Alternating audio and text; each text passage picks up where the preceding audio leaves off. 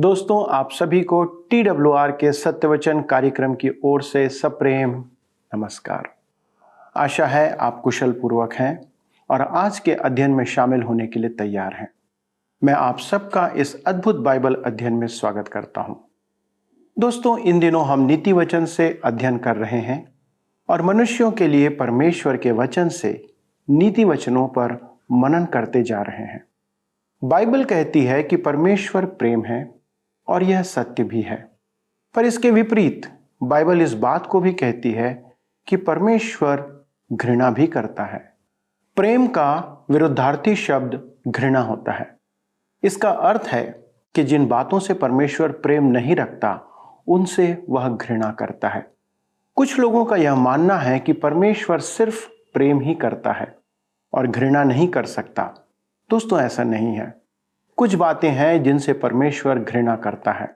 हम आज 7 ऐसी बातें देखेंगे जिससे परमेश्वर घृणा करता है, और जिन बातों से परमेश्वर घृणा करता है उन्हें वह हमारे जीवन में देखना नहीं चाहता। तो चलिए उन बातों को जानते हैं और अपने अध्ययन में आगे बढ़ते हैं। प्रिय मित्रों, आइए आज हम अपने अध्ययन में आगे बढ़ें और हम अपने अध्ययन में देखेंगे परमेश्वर 7 बातों से घृणा करता है। परमेश्वर घृणा भी करता है। जी हाँ, कुछ लोगों को विश्वास नहीं होगा क्योंकि वे परमेश्वर को केवल प्रेम करने वाला ही मानते हैं। उनका कहना है कि परमेश्वर प्रेम है और प्रेम घृणा नहीं करता। ठीक है, यह सच है कि परमेश्वर प्रेम है, परंतु प्रेम का विपरीत क्या है? घृणा। वे कहते हैं कि प्रेमी परमेश्वर घृणा नहीं कर सकता। यह सच नहीं है। परमेश्वर निस्संदेह प्रेमी है, परंतु वह बुराई से घृणा करता है। हमारे साथ भी ऐसा ही है। हम एक बालक से प्रेम करते हैं, परंतु उसे कष्ट देने वाले बुखार से घृणा करते हैं। आप अपने बच्चे से प्रेम करते हैं, परंतु एक पागल कुत्ते से प्रेम नहीं करते, क्योंकि वह आपके बच्चे को काट सकता है। जहां तक पाप के इस विषमता व्याप्त संसार का प्रश्न है, हम अच्छाई से प्रेम करते हैं और बुराई से घृणा। दूसरी ओर, यदि आप पाप से प्रेम रखेंगे तो आप धार्मिकता से घृणा करेंगे। परमेश्वर का वचन हमें कहता है कि हम अच्छाई से प्रेम रखें और बुराई से घृणा करें। सवोपदेशक 3 अध्याय उसके 8 पद में लिखा है, प्रेम करने का समय और बैर करने का भी समय है। परमेश्वर 7 बातों से घृणा करता है, जिसकी सूची यहां दी गई है। तो आइए पढ़ें नीति वचन 6 अध्याय उसके 16 से 19 पद।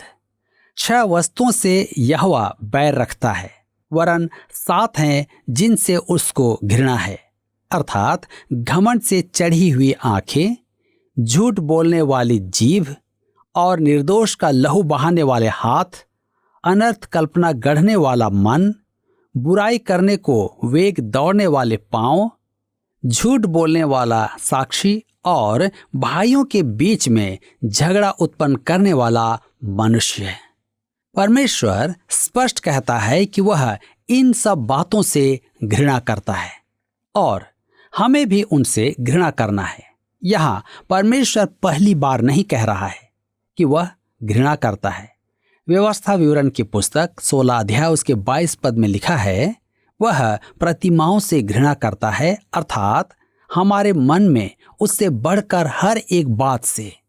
भजन संहिता 45 के 7 में वह दुष्टता से घृणा करता है। प्रकाशित वाक्य 2 उसके 6 में प्रभु आरंभिक कलीसिया से कहता है, तू निकोलियों के नाम से घृणा करता है। आपने देखा मेरे मित्रों, परमेश्वर प्रेमी तो है, परंतु वह घृणा भी करता है। जिस परिणाम में परमेश्वर प्रेम है, उसी परिणाम में परमेश्वर घृणा भी करता है। धर्मशास्त्र इसे अति स्पष्ट करता है। बाइबल में 7 का अंक सिद्धता की अपेक्षा परिपूर्णता को प्रकट करता है। परमेश्वर इन बातों से पूरी रीति से घृणा करता है। ये सब देह के काम हैं। ये दुर्गुण मानव जाति की पूर्ण भ्रष्ट अवस्था और पतन के सूचक हैं। परमेश्वर स्पष्ट कहता है कि वह इन बातों से घृणा करता है। जी हाँ, परमेश्वर मुक्त विचारों से सहमत नहीं कि वह एक बूढ़ा मनुष्य है जो रोता है और करता कुछ भी नहीं, कि वह मनुष्य के पापों को देखकर आंखें बंद कर लेता है और दुष्टता को सह लेता है। वह क्षमा इसलिए कर देता है कि उसमें दंड देने का साहस नहीं। परमेश्वर कहता है, मैं प्रेम करता हूं, परंतु वह यह भी कहता है, मैं घृणा करता हूं। मेरे मित्रों, हम अपराधी को दया दिखाना चाहते हैं। क्यों? क्योंकि हम में दंड देने का साहस नहीं है। यह हमारे समाज के भ्रष्ट होने और नाश होने का कारण है। परमेश्वर दोषी को दंड देता है। वह जनता की राय की चिंता नहीं करता है। वह अपराधी से डर कर नहीं भागता है। वह कायर नहीं है। वह कहता है कि वह दोषी को कभी नहीं छोड़ेगा। उनके नियम न तो बदलते हैं और न ही तोड़े जा सकते हैं। अब हम परमेश्वर द्वारा घृणा किए जाने वाले दुर्गुणों को देखेंगे। पहला है घमंड से चढ़ी हुई आंखें, अर्थात अपने आप को बड़ा समझना और दूसरों को छोटा समझना।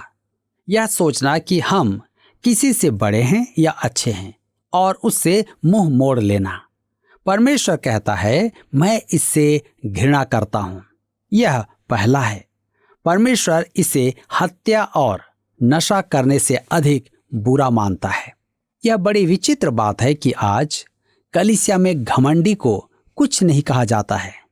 क्या आप जानते हैं कि स्वर्ग में पहला पाप, आदि में किया गया पाप, घमंड का था।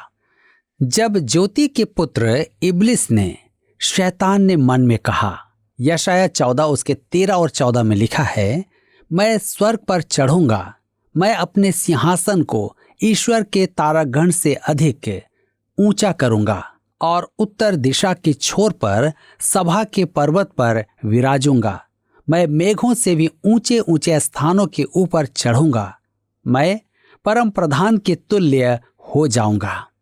उसी ने अदन की वाटिका में कहा था, उत्पत्ति 3 उसके 5 पद में, वरन परमेश्वर आप जानता है कि जिस दिन तुम उसका फल खाओगे उसी दिन तुम्हारी आंखें खुल जाएंगी और तुम भले बुरे का ज्ञान पाकर परमेश्वर के तुल्य हो जाओगे। यह एक अति रोचक बात है कि सब मानसिक समस्याओं और मस्तिष्क संबंधित शारीरिक रोगों के पीछे उस वृक्ष का तना है जिसमें से नियम विरुद्ध बातें उत्पन्न होती हैं। क्या आप जानते हैं कि ये सब क्यों है? यह परिपूर्णता व्यक्तित्व की कमी के कारण है। यह बड़ा आदमी बनने की लालसा है, पद प्रतिष्ठा की मनोकामना है, परमेश्वर से अलग स्वयं ही ईश्वर बनने की लालसा, स्वयं को अर्थात एक अकिंचन प्राणी के परमेश्वर के स्थान में रखना। यही कारण है कि कर्मों द्वारा उद्धार पाना मनुष्य को अधिक अच्छा लगता है। अकिंचन मानव कहता है, अपना उद्धार मैं स्वयं कमाऊंगा, मैं स्वयं कर लूंगा। परमेश्वर, मुझे तेरी आवश्यकता नहीं है।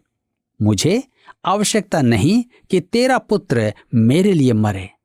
तेरी उपस्थिति में जब मैं आऊं तो तू मुझे जगह देना कि मैं तेरे बराबर बैठूं, क्योंकि मैं तेरे बराबर अच्छा हूं। मेरे मित्रों, कर्मों द्वारा उद्धार मानसिक रोगियों का विचार है। परमेश्वर घमंडी का विरोध करता है और दीन का मान रखता है। वह कहता है कि वह घमंडियों को नीचा करेगा। अय्यूब की पुस्तक 40 अध्याय उसके 12 पद में परमेश्वर कहता है, हर एक घमंडी को देखकर झुका दे और दुष्ट लोगों को जहां खड़े हों वहां से गिरा दे। मत्ती 5 अध्याय में पर्वतीय उपदेश में यीशु ने कहा, मत्ती 5 उसके 3 पद में, धन्य है वे जो मन के दीन हैं, क्योंकि परमेश्वर का राज्य उन्हीं का है। भजनकार भी यही कहता है, भजन संहिता 131 उसके 1 में, हे यहोवा, न तो मेरा मन गर्व से और न मेरी दृष्टि घमंड से भरी है, और जो बातें बड़ी और मेरे लिए अधिक कठिन है उनसे मैं काम नहीं रखता। अतः आवश्यक है कि हम दीनता का स्थान लें और कहें, हे प्रभु, मैं दुर्बल हूं, मैं असमर्थ हूं, मुझे तेरी आवश्यकता है। एक दिन मैंने युवाओं की सभा में एक लंबे चौड़े लड़के को देखा। वह चाहता था कि उसके साथी उसे आदर दें। अतः उसने आते ही चारों ओर देखा और अपने साथियों को गालियां देना आरंभ कर दी। मैंने सोचा, बेचारा अकिंचन प्राणी, कैसा अभागा बच्चा है, अपने साथियों में अपना स्थान बनाने का प्रयास कर रहा है। वह परमेश्वर से सच क्यों नहीं कह देता? एक मानसिक रोगी ऐसी अनर्थ की बातें करता है। यदि वह भजनकार के समान कहता तो कितना अच्छा होता। हे यहोवा, न तो मेरा मन गर्व से और न मेरी दृष्टि घमंड से भरी है। मुझ में धार्मिकता नहीं है। मैं वह दावा करना नहीं चाहता जो सच्चा ना हो। परमेश्वर के पास उद्धार के लिए आकर आप संपूर्ण व्यक्तित्व पाते हैं। सुनिए, परमेश्वर यशाया के पुस्तक 66 अध्याय उसके दूसरे पद में क्या कहता है। यहोवा की यह वाणी है, ये सब वस्तुएं मेरे ही हाथ की बनाई हुई हैं, सो ये सब मेरी ही हैं, परंतु मैं उसी की ओर दृष्टि करूंगा जो दीन और खेदित मन का हो और मेरा वचन सुनकर थरथराता हो। मेरे प्रियो, यदि आप इस दशा में परमेश्वर के पास आना चाहते हैं तो वह आपको स्वीकार करेगा। वह घमंडी से घृणा करता है। अब आइए देखें दूसरी बात, झूठ बोलने वाली जीभ। क्या आपने कभी ध्यान दिया है कि बाइबल में पियक्कड़पन की अपेक्षा झूठ बोलने के बारे में बहुत अधिक कहा गया है? झूठ बोलना हर एक भाषा में और हर जाति में है। आज जीभ का एक महान अभियान चल रहा है, झूठ बोलना। यह कैसी त्रासदी है। दाऊद कहता है भजन संहिता 116 उसके 11 में, मैंने उतावली से कहा कि सब मनुष्य झूठे हैं। हमारे अध्यापक कहा करते थे, दाऊद ने सबको झूठा कहा था। मैंने इस पर बहुत विचार किया और मैं उससे सहमत हूं। मैं भी दाऊद की बात मानता हूं। दाऊद ने अपनी प्रार्थना में अंगीकार किया। भजन संहिता 51 उसके 6 में, देख, तू हृदय की सच्चाई से प्रसन्न होता है और मेरे मन ही में ज्ञान सिखाएगा। परमेश्वर सत्य है। भजन संहिता 31 उसके 5 में लिखा है, मैं अपनी आत्मा को तेरे ही हाथ में सौंप देता हूं। हे यहोवा, हे सत्यवादी ईश्वर, तूने मुझे मोल लेकर मुक्त किया है। यह कैसी अद्भुत बात है। झूठी जीभ से कितना भिन्न है। तीसरी बात देखें, निर्दोष का लहू बहाने वाले हाथ। हत्यारा तो परमेश्वर और मनुष्य दोनों ही में घृणित है। परमेश्वर कहता है कि हमें दंड मिलना चाहिए, क्योंकि उसने परमेश्वर द्वारा पवित्र ठहराई वस्तु को नाश किया है। मनुष्य के जीवन का आज का प्रचलित विचार इसके विपरीत है। हत्या करने के बाद हत्यारे के जीवन को मूल्यवान समझकर छोड़ दिया जाता है। परमेश्वर कहता है कि मनुष्य का जीवन अनमोल है और जो हत्या करे उसे अपना जीवन देकर उसकी क्षतिपूर्ति करनी होगी। यह परमेश्वर के वचन की शिक्षा है। अब हम आते हैं चौथी बात में, अनर्थ कल्पना गढ़ने वाला मन, बुराई के विचार। मेरे विचार में सब मनुष्यों में बुरे विचार हैं। प्रभु यीशु ने कहा, मत्ती रचित सुसमाचार 15 अध्याय उसके 19 पद में लिखा है, बुरे विचार हत्या, परस्त्री गमन, व्यभिचार, चोरी, झूठी गवाही और निंदा मन ही से निकलती है। क्या आपने कभी परमेश्वर से अपने मन के विचार कहे हैं? हम सबको ऐसा करना चाहिए। हम सबको शोधन की आवश्यकता है। परमेश्वर बुराई का विश्लेषण कर रहा है। इसमें आंख, जीभ, हाथ, हृदय, पांव सब काम करते हैं। अब देखें 5वीं बात, बुराई करने को वेग दौड़ने वाले पांव। मन मार्ग तैयार करता है और पांव उस पर दौड़ते हैं। यही बात यशाया में भी कही गई है। यशाया नबी की पुस्तक 59 अध्याय उसके 7 पद में लिखा है, वे बुराई करने को दौड़ते हैं और निर्दोष की हत्या करने को तत्पर रहते हैं। उनकी युक्तियां व्यर्थ हैं, उजाड़ और विनाश ही उनके मार्गों में हैं। ये बातें परमेश्वर की घृणित वस्तुओं की सूची में हैं। अब आइए देखें 6वीं बात, झूठ बोलने वाला साक्षी। आज यह एक आम अभ्यास है। झूठी गवाही का तो आज फैशन है। अब देखें 7वीं बात, भाइयों के बीच में झगड़ा उत्पन्न करने वाला मनुष्य। हमारे प्रभु के पर्वतीय उपदेश में इसका सकारात्मक पक्ष दिया गया है। मत्ती रचित सुसमाचार 5 अध्याय उसके 9 पद में लिखा है, धन्य है वे जो मेल करवाने वाले हैं, क्योंकि वे परमेश्वर के पुत्र कहलाएंगे।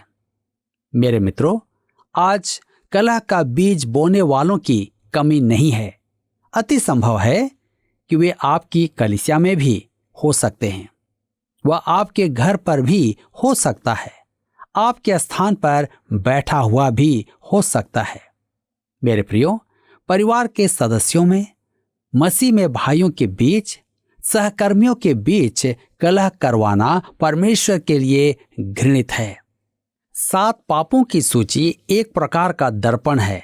हम इसे देखकर अशांत हो जाते हैं क्योंकि वह हमारा प्रतिरूप है। क्या मैं आपसे कह सकता हूं कि आप परमेश्वर के वचन रूपी दर्पण में अपने आप को भली भांति देखें? अपने आप को ज्यों का त्यों देखकर हम परमेश्वर के समक्ष पश्चाताप करें। हम उसके साथ सत्यनिष्ठ हों और शोधन की याचना करें, पवित्र होने की याचना करें। नीति वचन 6 उसके 20 से 22 पद में लिखा है, हे मेरे पुत्र, मेरी आज्ञा को मान और अपनी माता की शिक्षा को न तज। इनको अपने हृदय में सदा गांठ बांधे रख और अपने गले का हार बना ले। वह तेरे चलने में तेरी अगुवाई और सोते समय तेरी रक्षा और जागते समय तुझसे बातें करेगी। यह बालक स्कूल जाने लगता है, परंतु उसे कहा गया है कि वह अपने माता पिता की शिक्षा को न छोड़े, क्योंकि उसे घर में जो सिखाया गया है वह अत्यधिक महत्वपूर्ण है। उसे लगातार उन पर मनन करना है। मेरे प्रियो, आइए हम आगे देखेंगे यौनाचार के पाप के विरुद्ध चेतावनी। नीति वचन 6 के 23 में लिखा है, आज्ञा तो दीपक है और शिक्षा ज्योति और सिखाने वाले की डांट जीवन का मार्ग है। अब वह हमारे आज के पाप का उल्लेख करता है। पहली बात देखते हैं, व्यभिचार का पाप। यहाँ फिर एक पराई स्त्री वेश्या से सावधान रहने की शिक्षा दी गई है। यह युवाओं के लिए सबसे अधिक घातक है। यह आज का सबसे बड़ा पाप है। इसके कारण नष्ट हुए जीवनों को गिनना असंभव है। इसके कारण कितने विवाह टूट चुके हैं। सिनेमा, पुस्तकें, गाने आदि सब इसी विषय पर हैं। विवाहित जीवन में तीसरे के आ जाने से विवाह का नाश हो जाता है। नीति वचन में इस विषय पर बहुत अधिक चर्चा की गई है। आइए हम पढ़ें नीति वचन 6 उसके 24 और 25 पद। लिखा है, ताकि तुझको बुरी स्त्री से बचाए और पराय स्त्री की चिकनी चुपड़ी बातों से बचाए। उसकी सुंदरता देखकर अपने मन में उसकी अभिलाषा न कर, वह तुझे अपने कटाक्ष से फंसाने न पाए। ध्यान दे, उसकी सुंदरता अपने मन में उसकी अभिलाषा न कर। हमने अभी अभी देखा है नीति वचन 4:23 में, सबसे अधिक अपने मन की रक्षा कर, क्योंकि जीवन का मूल स्रोत वही है।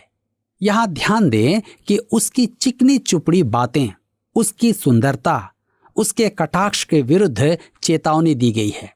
मत्ती रचित सुसमाचार 5 अध्याय उसके 27 और 28 पद में यीशु ने कहा, तुम सुन चुके हो कि कहा गया था, व्यभिचार न करना, परंतु मैं तुमसे यह कहता हूं कि जो कोई किसी स्त्री पर कुदृष्टि डाले, वह अपने मन में उससे व्यभिचार कर चुका है।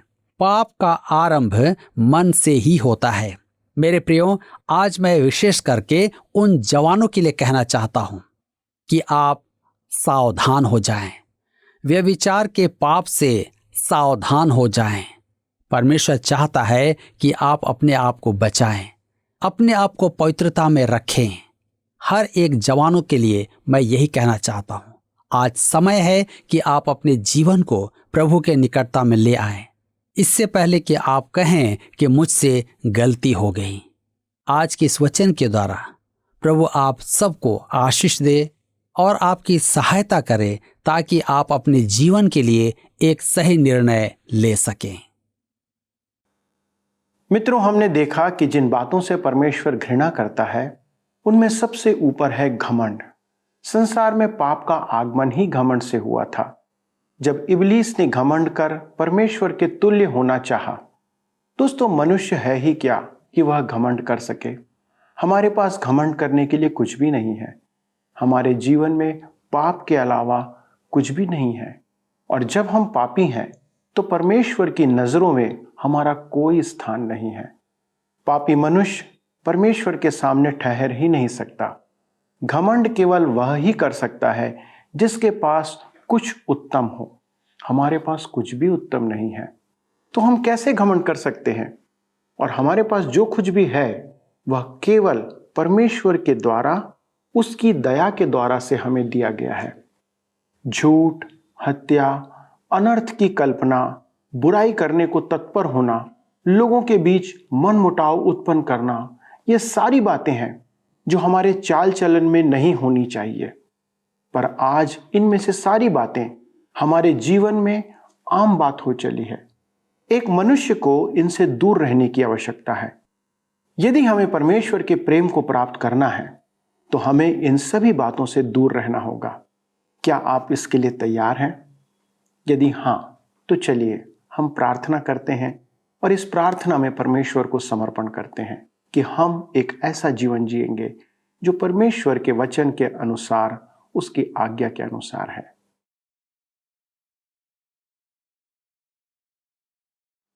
हमारे जीवित, सामर्थ्य, अनुग्रहकारी, दयालु स्वर्गीय पिता, प्रभु, धन्यवाद देते हैं कि आप एक प्रेमी परमेश्वर हैं।